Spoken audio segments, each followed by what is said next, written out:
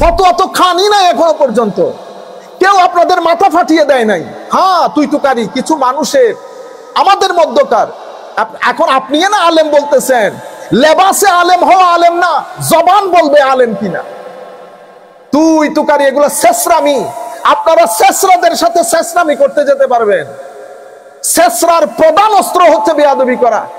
মানুষের ঘরে ঘরে গিয়ে দাওয়াত পড়নেওয়ালা 3 টাকার মৌলবীর এই রিভাইভিং বুঝে আসবে না, আল্লামা ইকবাল বুঝে আসবে না, আমার নবীর 13 বছরের মক্কার জমিনের কষ্ট বুঝে আসবে না। তারা এগুলার জন্য পয়দাই হয় নাই, তাদেরকে তাদের হালতে ছেড়ে দেন। তারা তো প্রত্যেকদিন উঠবে সকালে, মোবাইল চেক করবে, দাওয়াত করতে আসছে, সবাই মিলে যাবে সেখানে। দাওয়াতের মধ্যে কি হয়? গীবত হয়। দাওয়াতের মধ্যে গীবত হয়। কাজ করে যান, পিছনে ফিরতে হবে না। লফজের মধ্যে, প্রত্যেক শব্দের মধ্যে কনসেন্ট্রেট করেন, শরীয়ত বিরোধী কোনো কিছু আসছে কিনা। বেশি বেশি লেখাপড়া করেন, ইবাদত রিয়াজত করেন, আমার নবীর উপর দরুদ পড়েন, মানুষের জন্য কাজ করেন। আপনার আশেপাশে যারা গরিব গুরাবা আছে তাদেরকে কিভাবে খাওয়াবেন সেটা চিন্তা করেন। আপনারা এই 2-3 টাকার মৌলবী ঘরে ঘরে গিয়ে দাওয়াত পড়নেওয়ালা, আপনারা এগুলা নিয়ে একেবারে ডিমোটিভেটেড হয়ে যাচ্ছেন। ইন্না লিল্লাহি ওয়া ইন্না ইলাইহি রাজিউন। আমার নবীর ইশকের নাম নেওয়া বন্ধ হয়ে গেছে। মাহফিলের মধ্যে পীর সাহেবের নাম যতবার নেওয়া হয় তার 50% নাম আমার নবীর নেওয়া হয় না। পীর সাহেবকে খুশি করতে হবে। তরিকত তাসাউফ কি? বাংলাদেশ সুফিয়ায়ে কেরামের মাধ্যমে ইসলাম পেয়েছি, কিন্তু আপনি জিজ্ঞেস করেন আমরা যারা মুরিদ বিভিন্ন দরবারে, তরিকত তাসাউফ সম্পর্কে আমাদের কোনো আইডিয়া আছে কিনা? তরিকত তাসাউফের কোন বই আমাদের ঘরের মধ্যে আছে কিনা? কারা এটার প্রবক্তা? কিভাবে কাজ হলো? কোন ধরনের ইলম আমাদের কাছে নাই, জানিও না। আমরা যারা এই জায়গায় লিড করি, আমরা চাই না তারা কিছু জানুক। আমি নিজেই জানি না, তারা জানলে ঝামেলা না। আপনারা বুঝতে পেরেছেন? এটা ইফরাতের লোক। তরিকত তাসাউফের নাম দিয়ে আজীব এক মাহল তৈরি হয়েছে, এবং কিছু ট্রেডিশনাল অনুষ্ঠান এটার নাম দেওয়া হয়েছে তরিকত তাসাউফ। এদের রিঅ্যাকশন হচ্ছে তফরিতওয়ালারা করে। এরা কি? এগুলা বেদাত, এগুলা শিরক, এগুলা অমুক, এটা সমুক। আমি হচ্ছে মাঝখানের লোক। আমি না এদের সাথে যেতে পারতেছি, না এদের সাথে যেতে পারতেছি। নবীদেরকে সম্মান করব, কিন্তু খ্রিস্টানরা সম্মান করতে করতে ঈসা আলাইহিস সালামকে আল্লাহর ছেলে বানিয়ে ফেলছে, পার্ট অফ গড। তাহলে এটা কি হয়েছে? এফরাত, মানে ডালতে বলেছে হাফ লিটার, ঢেলে দিয়েছে ফুল লিটার। এটা একটা ক্যাটাগরি সমাজের মধ্যে, সংখ্যায় অনেক বেশি। এটার রিঅ্যাকশন হচ্ছে তফরিত। এ যেহেতু 1 লিটার দিয়েছে, ও দেখছে না এখানে তো হাফ লিটার, সে বলতেছে না হাফ লিটারও ডালবো না, 1 পাওয়া ডালছে। বেশি কেয়ারফুল। এরা কি করছে? এদেরকে রদ করার জন্য জিয়ারতটাকে পূজা বলে দিয়েছে, মাজার পূজা। আপনারা বুঝতে পেরেছেন? খ্রিস্টানরা যেহেতু ঈসা আলাইহিস সালামকে আল্লাহর ছেলে বলেছে, ইহুদিরা নবীদেরকে আমাদের মতো বলে হত্যা করেছে। রিঅ্যাকশন দেখছেন একটা সোসাইটির মধ্যে। আচ্ছা, এটা মাইন্ডসেট। তাইলে আমি সম্মানিত উলামায়ে কেরামকে বলবো, আমরা যখন মাঠে ময়দানে কাজ করি, আপনারা স্টেজে যাদেরকে নিয়ে কাজ করেন আপনার এলাকার মধ্যে, এখানে কেউ এফরাতের সাথে জড়িত, কেউ তফরিতের সাথে জড়িত। মাঝখানেরটা হচ্ছে ইতিদাল। ইতিদাল মানে মধ্যম পন্থা অবলম্বন করা, ব্যালেন্স নিয়ে চলা। যখন আপনি ব্যালেন্স নিয়ে চলবেন, কতক্ষণ আপনাকে ঠোকর মারবে এফরাতওয়ালারা, কতক্ষণ আপনাকে ঠোকর মারবে তফরিতওয়ালারা। এফরাতওয়ালাদের কাছে আপনি হচ্ছেন ইহুদি দালাল। আপনি কিসের দালাল? এগুলো আপনাদেরকে শুনতে হবে। আপনারা মন খারাপ করতেছেন, অনেক ধরনের কথাবার্তা লিখেছেন, আমার কথাগুলো মিলতেছে কিনা দেখেন। আপনি যখন ব্যালেন্স নিয়ে চলতে চাইবেন, শুধু জিয়ারতটা তুলে ধরবেন, শুধু তাসাউফ তুলে ধরবেন, শুধু তরিকত তুলে ধরবেন, ইশকে রাসূল সাল্লাল্লাহু আলাইহি ওয়াসাল্লামের নাম নিয়ে, আল্লাহ রাসূলের মুহাব্বতের নাম নিয়ে আমাদের বিভিন্ন জায়গা থেকে নাত খারা এসে আপনাদেরকে ব্যস্তে ঢুকাই দেয় না? ইয়ানি ঘটনা এরকম, নাতের মজলিসে বসলেই ব্যস্তের দরজা উন্মুক্ত হয়ে যায়। বুঝতে পেরেছেন? আমরা কি বলি? আমার নবীর দরবার থেকে বুলাওয়া এসে গেছে, মুঝে মদিনা জানা है क्योंकि दरबार से बुलावा आ गया।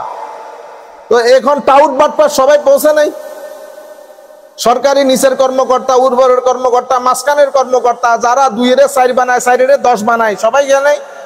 তো আপনারা যদি বলেন বুলাওয়া এসে গেছে, কোন ধর্ম অস্বীকারী এইটিস্ট লোক যদি আপনাকে জিজ্ঞেস করে যে যদি বুলাওয়ার কারণে ওখানে যাওয়া হয়, তো আমাদের এখানে গার্মেন্টস এর মালিকরা গার্মেন্টস এর শ্রমিকদেরকে টাকা না দিয়ে যে উমরায় চলে গিয়ে মদিনা শরীফের মধ্যে এতেকাফে বসেছে, ওইটাকেও কি আমার নবী ডেকেছেন?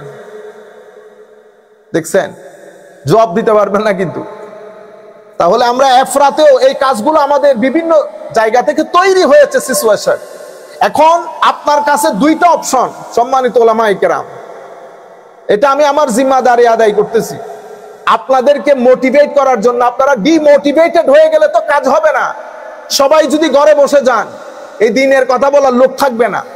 আমি আপনাদেরকে বলয়ের কথা বলি। বলয় এখানে, এটা এফরাতের বলয়, এটা তফরিতের বলয়।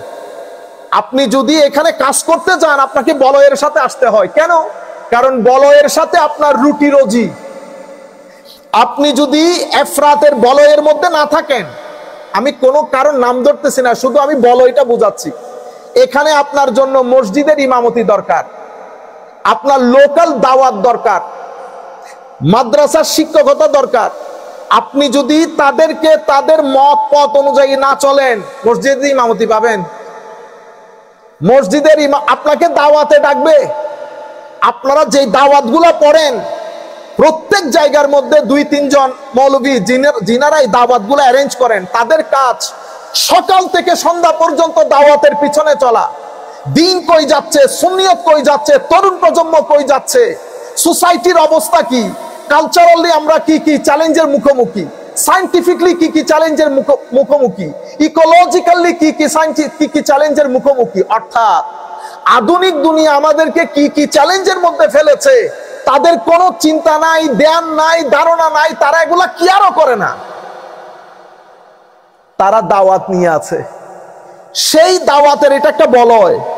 এখন আপনি সেই দাওয়াত লিস্টে থাকতে হলে তাদের হাতে হা বলতে হবে, তাদের নাতে না বলতে হবে। আপনি ঢুকে গেলেন, আপনাদের ওই বলয়ের ভিতরে 80% লোক তারা সত্য কথাটা বলতে পারে না। কেন? কারণ বলয় থেকে বের হয়ে যাবে এই জন্য। কিন্তু ভিতরে সত্যটাকে লালন করে, ভিতরে সত্য বুঝে, কে কোন কাজ করতেছে, কি করতেছে সব বুঝে, কিন্তু মুখ ফুটে বলতে পারে না। কেন? কারণ বলয়ের বাইরে যাওয়া যাবে না।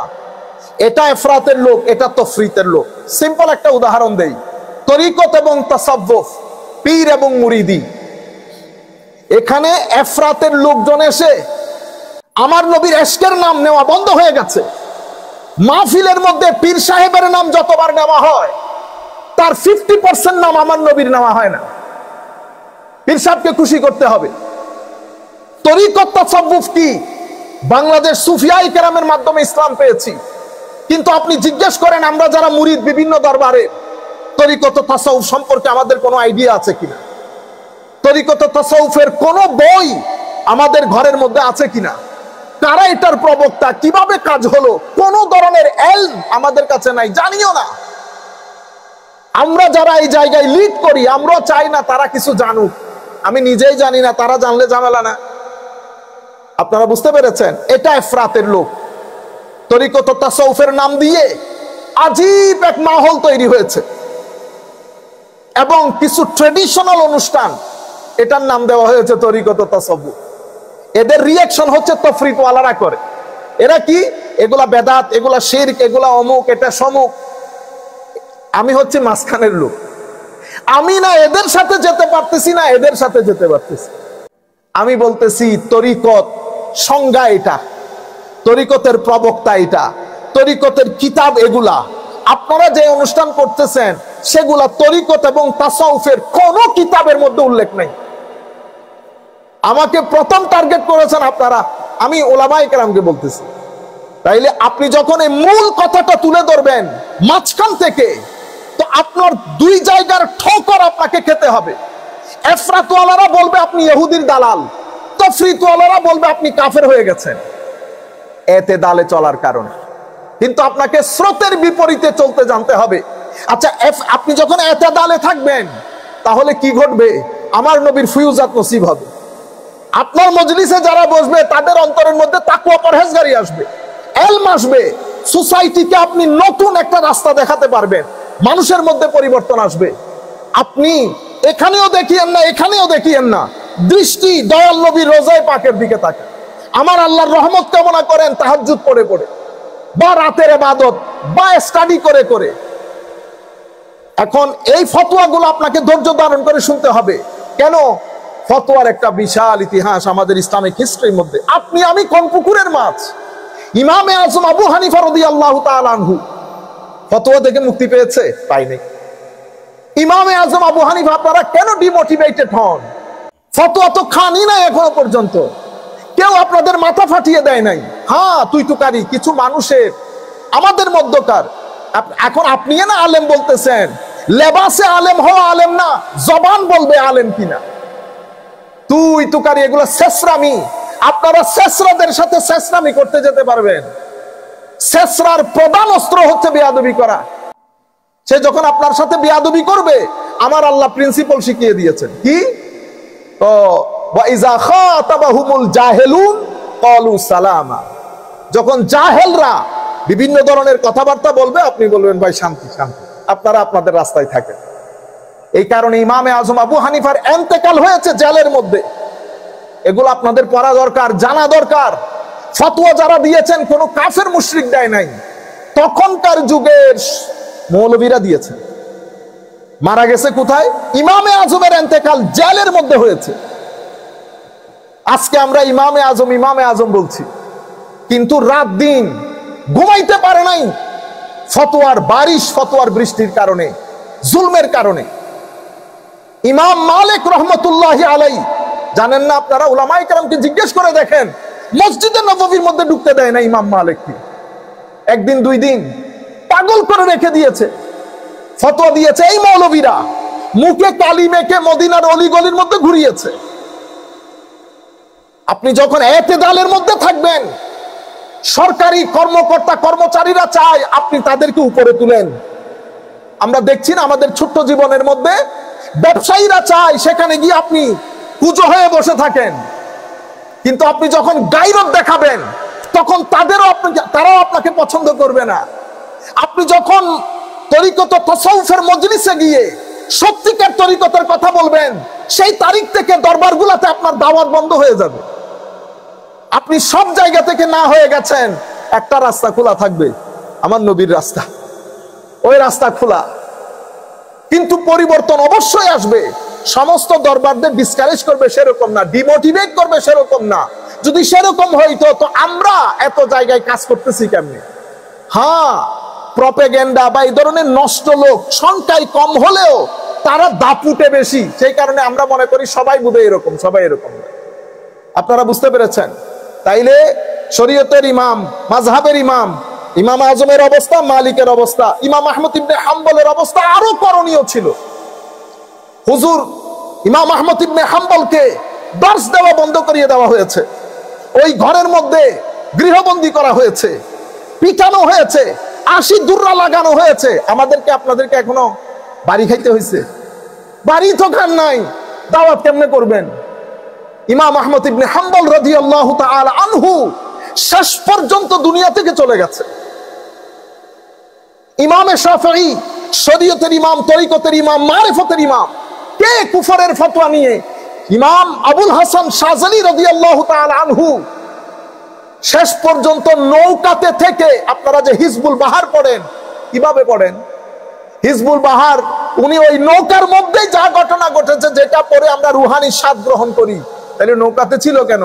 কারণ যতবার উনি ঢুকতে চাচ্ছিলেন মিশরের মধ্যে পাথর নিক্ষেপ করা হয়েছে যেন এখানে ঢুকতে না পারে। হযরতে যুন্নুন মাসরি রাদিয়াল্লাহু তাআলা আনহু মুরতাদের ফতোয়া লেগেছে। সাহাল তুস্তারি, যার কথাবার্তা বাদে আমরা রুহানিয়ত বোঝা যায় না, সেই সাহাল তুস্তারি রাদিয়াল্লাহু তাআলা আনহুকে তুস্তার থেকে বের করে দেওয়া হয়েছে। আপনি আমাকে একজনের নাম বলেন যিনি ফতোয়া থেকে বেঁচে গেছেন। আপনারা 1 মিনিটে ডিমোটিভেটেড, আর কাজ করব না, কেউ এলাকা ছেড়ে দিন। এরকম কেন বেটা? আমাদের দিকে তাকান, আমরা তো কোনো খাতার মধ্যেও আমাদের নাম আসতে পারবে না, আমরা এত নগণ্য। আল্লাহ পাকের মেহেরবানি, এত কিছু করেছেন, এখনো করছেন। আমি এখন আমেরিকাতে নর্থ ব্রঙ্কস ইসলামিক সেন্টারে বসা, আমাদের মুসল্লিয়ানে কেরাম নিয়ে পিছনে যাইতে হয়েছে, পিছনে যাইতে হয় নাই তো। আপনারা এগুলা নিয়ে বেশি বেশি দরুদ শরীফ পড়বেন। যখন এই সমস্ত জিনিসগুলো আপনার মাথার উপর চেপে বসবে, আমি গ্যারান্টির সাথে আল্লাহর কসম করে আপনাদেরকে বলছি, ঘরের মধ্যে বসে আল্লাহর দরবারে হাত তুলে বলবেন, আল্লাহ হযরতে আয়েশা সিদ্দিকা রাদিয়াল্লাহু তাআলা আনহা যেভাবে বলেছে আমিও সেভাবে বলতেছি, রব্বি ইন্নী মাগলুবুন ফান্তাসির, আল্লাহ আমি হেরে যাচ্ছি, আপনি আমাকে সাহায্য করেন। হ্যাঁ, আমার নবীর 13 বছরের মক্কার জিন্দেগি দেখেন, কি হয় নাই আমার নবীর উপর। আপনি এই যে দুঃখ, এগুলো রেভলিউশনারি ওয়ার্ক, রিভাইভিং ওয়ার্ক, এগুলো দাওয়াত পড়নেওয়ালা 2 টাকার মোল্লার কোনোদিন বুঝে আসবে না। মানুষের ঘরে ঘরে গিয়ে দাওয়াত পড়নেওয়ালা 3 টাকার মৌলবীর এই রিভাইভিং বুঝে আসবে না, আল্লামা ইকবাল বুঝে আসবে না, আমার নবীর 13 বছরের মক্কার জমিনের কষ্ট বুঝে আসবে না।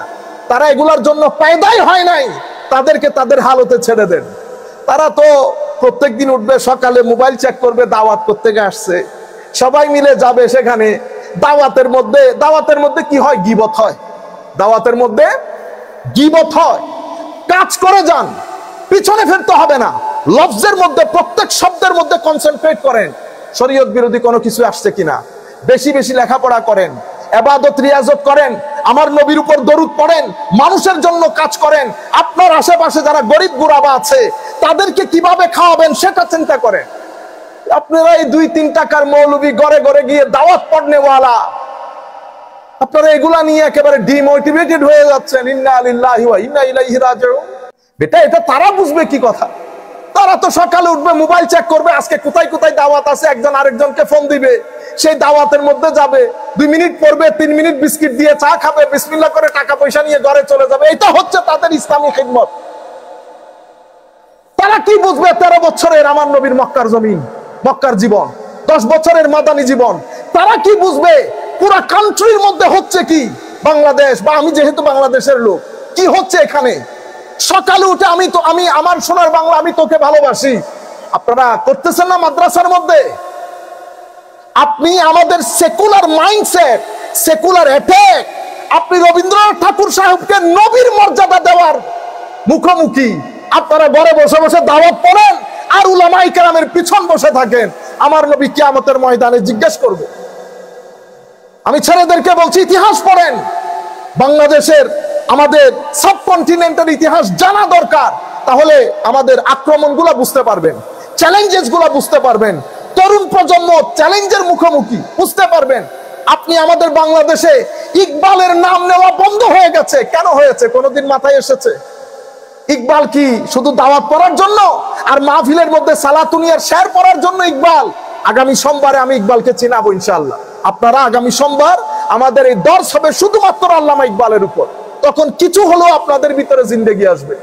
এগুলা সব মুছে দেওয়া হয়েছে, আমাদেরকে দাওয়াতের কাজে লাগিয়ে দিয়েছে। আমরা দাওয়াত করি, দাওয়াতের মধ্যে চাপ হয়, আর কতক্ষণ বলি এই ইহুদির দালাল, এ শিয়া হয়ে গেছে, এই অমুক হয়ে গেছে। এটা ওদের দুর্বল, এরা এর থেকে বের হইতে পারবে না। এটা না করলে ওনারা করবেনটা কি? আমাকে বলেন তো, কি কাজ করবেন ওনারা? সুতরাং ডিমোটিভেটেড হয়ে না। আপনার মজলিসে বসবে তরুণ প্রজন্ম, হাহাকার করছে, তৃষ্ণার্ত, তারা পানি দরকার, তাদেরকে পানি সার্ভ করেন। আমার নবী মদিনা শরীফ থেকে খুশি হবে।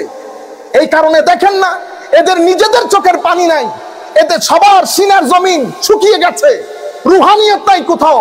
তরুণ প্রজন্ম মাহফিল থেকে বিমুখ হয়ে গেছে। মাহফিল গুলাকে হাসি মজাকের আসর বানিয়েছি, সেখানে গান গাওয়া হচ্ছে, সেখানে আরো কত কিছু করা হচ্ছে।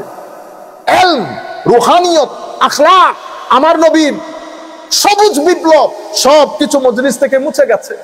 সেকুলারিজম, কিছুদিন আগে রইসুদ্দিন হত্যা হয়েছে, পেরেছেন আপনারা? কেউ খবর নিয়েছেন? পারবেন না। কেন? দাওয়াত আপনাকে মশগুল করে দিয়েছে। এবং গ্রুপিং আমার চেয়ারে বসাইতে হবে, আমাকে কথা বলতে হবে, এগুলার কারণে। সুতরাং আপনারা যদি বেটা এগুলার ভিতরে যান, তাইলে তো কাজ করতে পারবেন না। আখেরি আপনারা এই বিষয়গুলা মাথা থেকে সরিয়ে দেন।